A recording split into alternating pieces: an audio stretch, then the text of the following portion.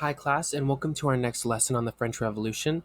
So, this lesson is going to be focusing on the radicalization of the French Revolution. And we're really moving from this liberal phase, as you can see here at the top, from 1789 and 1791, into this more radical phase that's going to include something called the Reign of Terror. So, in other words, we're going to look at how did this revolution get from the 1789/91 revolution that was really more along the lines of John Locke and maybe trying to replicate the constitutional monarchy of the British system until 1793, where you've got more of a full on Rousseau kind of thing going on here, where there's this attempt to create a radical democracy or a dictatorship of the people.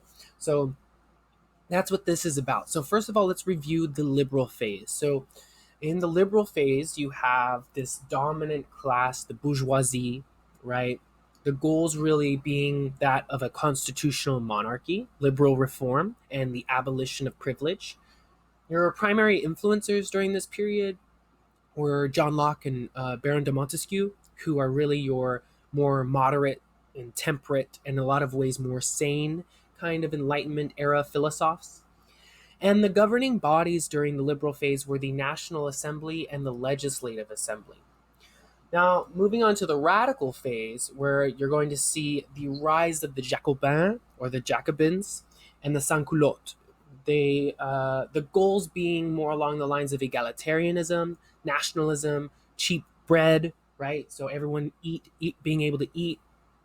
The influencers really were Rousseau, and especially his idea of the general will is going to be a big influencer during this radical phase. And the governing bodies during the radical phase were the National Convention and the Committee on Public Safety. Now, the thing is, what we're doing here is we are going to see how did this revolution move from liberal to radical. And in the upcoming lessons, I'm going to discuss the Reign of Terror in detail. Before we get there, we're going to start with something called Le Chapelier Law. So, this law is what really starts it off. So in 1791, a lot of times, I refer to this law as the last stand of the liberals. As far as what this forbade was, it forbade guilds, workers, combinations, labor unions, and strikes. And this was really the last vestige of the classical liberalism that we saw in the very early part of the French Revolution. And so the goal here of the Le Chapelier law was to reduce the influence of the urban masses. The liberals believed that, in this if this revolution is about liberty and equality and property rights and that sort of thing, that what we're really looking at here is if you let the masses in, they're going to have a different view of what liberty and equality and all that kind of stuff means. And so you need to temper their influence, you need to minimize it. But eventually, the crowd would gain control and it would get really ugly, just as the liberals feared. So, the key events of 1791. In June, you've got Le Chapelier Law, then the flight to Varennes, then in August, the Declaration of Pillnitz. In September, the proclamations of the French kingdom, and then in October, the Legislative Assembly convenes. So, first of all, looking at our friend Louis XVI, the King of France, here it says, I want to be a constitutional monarch. Said no king ever, right? Every king thinks in terms of, I want to be powerful and all that kind of stuff. Now, that's not Louis. I mean, look at this artistic rendition. Look at this of Louis. Very sad, right? You can see here that Louis is depicted wearing a Liberty cap up here and revolutionary tricolor cockade. And both of these depict him as powerless. And you see him drinking out of a bottle right here. And it says right here, you can't really tell because it's very small, but it says Vive la Nation, or Long Live the Nation. Now, the flight to Varennes, Louis really doesn't like that this revolution has created a government in France that is largely beyond his control. So, Louis and his family attempted to flee Paris and to attempt to escape to a place called Montmédy. Now, This was somewhere that was a fortress on the border, on the French frontier, and it's pretty awesome. Like if you look at this aerial map here, you can see a plateau and all kinds of cool fortifications and all that stuff, right? So basically, this was a citadel. I mean, this was something that was, where the royalists, military officers were going to meet him there, and from there they could use that as a position of strength, and they could plot a counter revolution, right? But Louis was caught. All right, when you're the king, people kind of know what you look like. All right, so dressing up as some sort of fake bourgeois family, it's not good, not good, not good, doesn't work. And so he's caught, and they basically recognize him from a note of paper, like paper money, or something like that. And so basically, Louis, he makes a not so triumphant return to Paris, escorted by the National Guard. This isn't like, long live the king sort of thing. No, this is like the king tried to escape and we got him sort of thing. So the way Louis is being treated here starts to worry members of the aristocracy on the European continent, so in countries across Europe. And in 1791, Prussia and Austria issued something called the Declaration of Pillnitz. Now, the Declaration of Pillnitz said that if Louis XVI is threatened, if his person is threatened, his kingship, that they would declare war on France. Now, Austria said that they're going to go, in and go into war if all the great powers go to war with France. But Prussia's basically like, look, no matter what, we're doing this. What if something happens to Louis? If something happens to Louis, then France is going to be at war. And so, one thing that the French did to Louis is they didn't necessarily fire him, but they demoted him. So Louis had been crowned the King of France, but the people decided, well, Louis, from now on, no. From now on, you are King of the French. You are not King of France, the King of the nation, someone who gets your divine right from God. No, you are the King of the French. You are the King of the French people. You get your power not from above, not from God, but from below. And what the people give, the people can also take away. And so at this time, the National Assembly, which had been the primary legislative body of France ever since the failure of the Estates General, the National Assembly dissolved itself, and a legislative assembly was elected by universal manhood suffrage. That's right. So that meant every man could vote, regardless of whether he owned property or anything like that. And furthermore, not only did they expand the electorate far beyond what had ever happened, those who had served in the National Assembly would be ineligible. They would not be able to be a part of this new legislative assembly. So you think about just a situation where you just let anybody vote, right? And the people who have experience in government, who have been working in government, and the most respected members of the community who'd been part of the National Assembly, they're done. They're out of here. Now, it sounds like a very noble sort of thing, right, to give other people a chance to govern, but there are a lot of pitfalls here. And of course, that's sort of what ends up happening. So, at this point, we start to see things move more into this radical phase. You see this in the Jacobin clubs. Now, the Jacobins were a radical political faction. It's often used, the term Jacobin or Jacobin is typically used to describe the Montagnards. And the Montagnards are the people of the mountain, which was the most radical group that met in the Jacobin clubs. But there were also others called the Girondins, or Girondins, if you want to call them that. But the French pronunciation is Girondins, who were less radical. Now, what the idea of the Jacobins all had in common was this idea of republicanism. Now, of course, in a republic, that is a government where the government's power comes from the people, as we learned in our unit on Rome. And furthermore, when you have a republic, you don't have a king, right? The Romans, when they created their republic, they ran out the king. And so monarchy and republicanism are not compatible. The idea of a constitutional monarchy is something that's losing currency. It's losing support. Even this idea of Louis as king of the French is not something that sits well with many people in these Jacobin clubs, which really starts off as a kind of harmless debating societies, but they really get involved in politics as time goes on. And so here's the composition of the Legislative Assembly, where you still had several constitutional monarchists who made up the right wing. The French Revolution, by the way, is where we get the left wing, right wing dichotomy that often seems to fail us in modern political discussions. Because in the United States today, you have the left wing populism and right wing populism, like, for example, in the 2016 election. But for the French at this time, the right wing, these are the more traditional folks. And then the left wing, these are the people who are more radical. And of course, you also have the moderate side of the plane up here. They're kind of more in the middle. And so this was, what you're looking at in 1791 and 1792. And then a new group of people. When I mentioned Le Chapelier law, which was designed to limit the influence of the masses, well, here are the masses, the sans-culottes. You can call them sans-culottes if you want, but sans-culottes in French. And it means without breeches.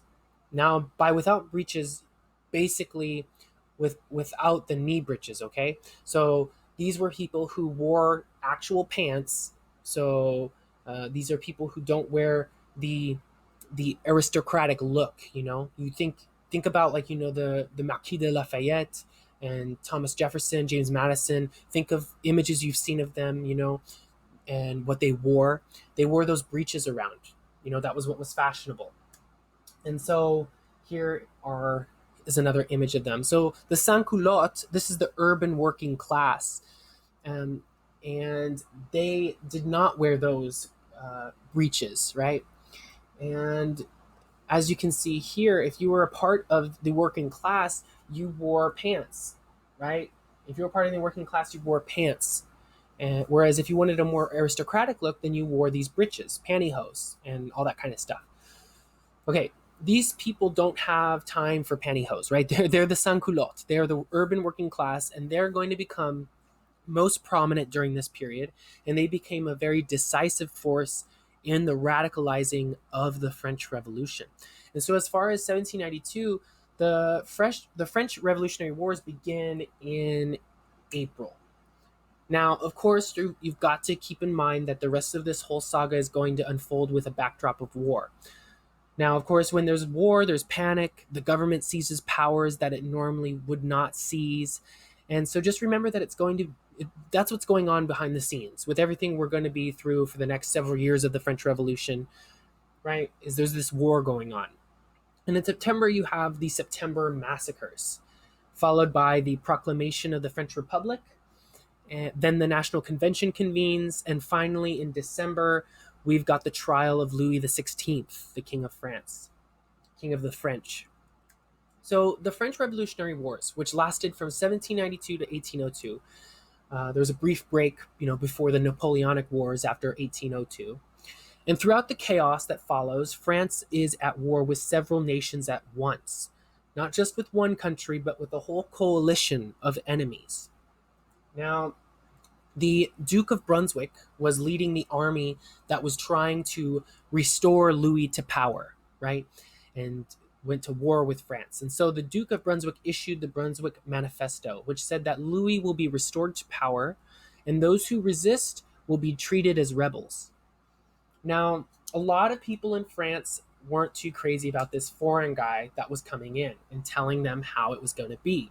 So I've blurred out a certain part of this picture so you don't necessarily see what this person's doing with the Brunswick Manifesto. But if you use your imagination, you can probably guess, right? And so as far as these wars that are going on, it's very important that we think in terms of the Prussian armies, which were they were smaller by comparison, right? But very, very disciplined. And so when you look at the coalition armies, they're really operating on the Prussian model. Smaller forces, very well trained, experienced professionals. Now, on the other hand, you've got the French armies, which were larger forces.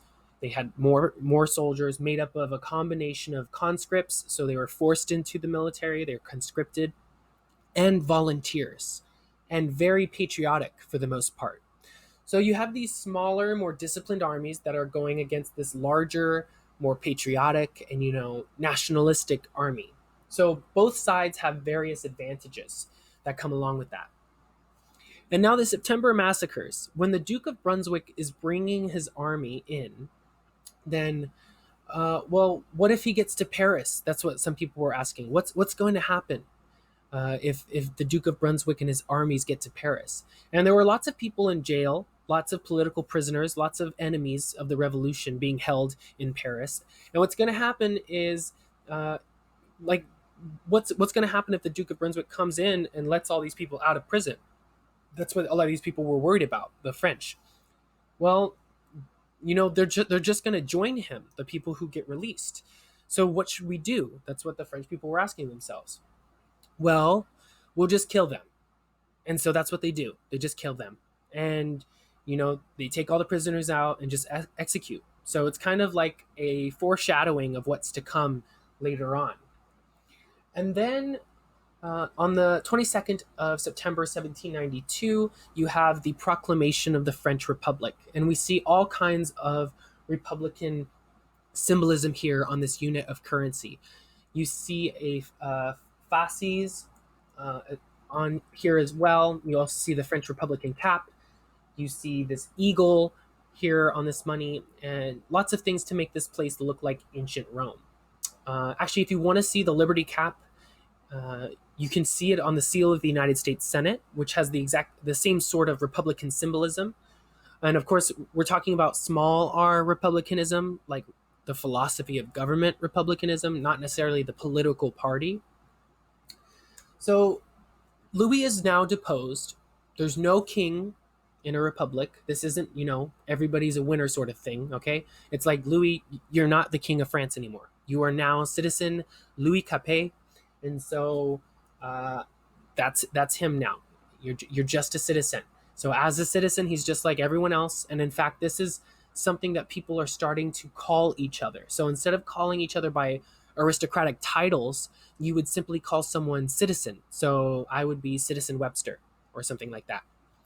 So at this time, we see a new legislative body, the National Convention. And this is where we see that the French Revolution is going to go full-on radical. Now, if we look at the composition of the National Convention, you see that it's dominated by the Jacobin factions. You see the less radical Girondins and the more radical Montagnards and the mountain people, who these people, they sat in the high seats. You think about like a gymnasium or something like that. These people were called the mountain because they sat in the highest seats, kind of like in the bleachers, right? And then you have the plain, the people who were in the middle. And so what's going to happen here, and we're going to see this over and over again, is that we're going to see different factions come together and pull apart and pull each other apart, really is what you're going to see here. So the trial of Louis XVI occurred at the turn of 1792 to 1793. And he was charged with treason. 33 different charges were brought against the king. And so when you look at these Republican factions that had previously advocated republicanism, the question is, it's a question of who's going to go farther. And so the Mountain, they want to execute the king. But the Girondins, they believed in a republic.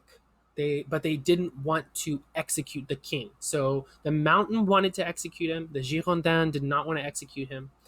Now, of course, after Louis gets executed, then the Girondins are now the enemy because, hey, they wanted to spare the guy, right? So a lot of French people started to view them as the enemy because they believed they should have supported his execution.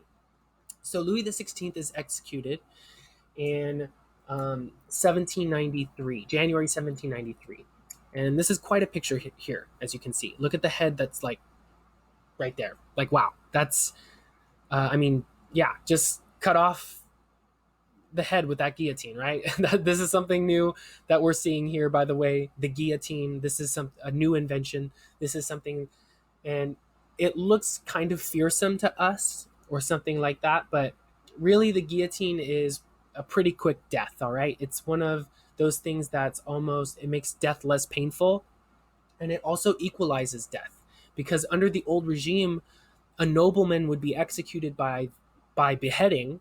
That was the nobleman's privilege, whereas someone who was not a nobleman would be executed by hanging. So now everyone is going to be executed by the guillotine, and yeah, it's gonna cut your head off every time too. Like, it's not like if you leave the headsman a bad tip and he accidentally hits your shoulder the first time. That would happen sometimes. Sometimes the executioner wouldn't uh, kill you with the first stroke of the sword, right? It might just injure you. So at least with the guillotine, also, it was like every single time, 100% that you would die, and it would, according to them, it was painless.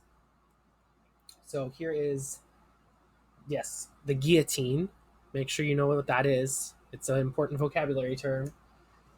So the guillotine, it's going to work, like I said, every time. This is not going to work just 60% of the time, but it works every time. And so this is something that gives the French people equality in death. And so in a lot of ways, it was supposed to be something that was benevolent and equalizing and all of that great stuff. But we think about it like, oh my gosh, like so many heads are coming off and people are being killed, because it is a very efficient instrument. Now, let's take a look at the symbolism of the French Republic. So we see, first of all, here again, Republican symbolism, right? The liberty cap, the cockade, and the tricolor flag. Now, the national motto here of the Republic, you have liberté, égalité, fraternité, ou l'amour.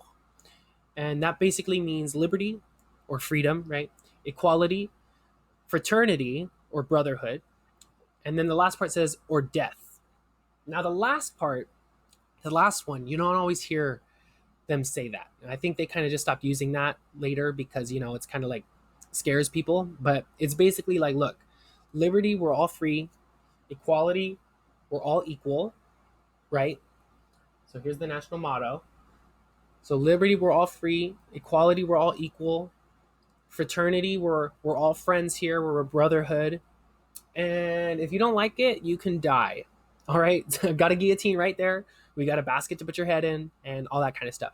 So, be free, be equal, be friends, or we're going to kill you. That's basically the motto. So next up, we're going to talk about, here's the death, as you can see here. So next up, we're going to talk about the Reign of Terror. That's when it's going to get really messy, right? So stay tuned for that. Let me know if you need any help, if you have any questions or if something's confusing, and I'll be sure to help you.